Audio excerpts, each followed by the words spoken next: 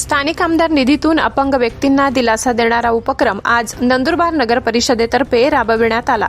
आमदार चंद्रकांत रघुवंशी यांच्या हस्ते अपंग व्यक्तींना सायकलचे वाटप करण्यात आले।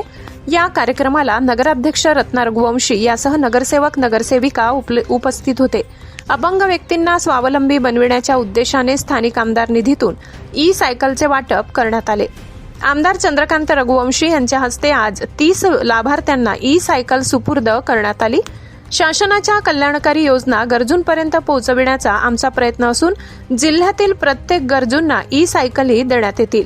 अपंगांच्या जीवनात बदल घडविणारा हा उपक्रम पुढेही सुरू राहील, अशी माहिती आमदार चंद्रकांत रघुवंशी यांनी यावेळी दिली।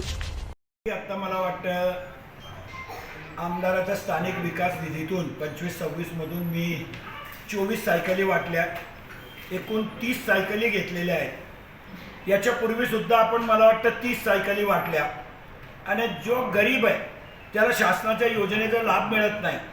जो 80% खाली अपंग आहे, 80% वर जर अपंग राहिला तर त्याला सरकार देते बाईक, पण 80% आत जर 79 बी राहिला तरी त्याला लाभ मिळत नाही।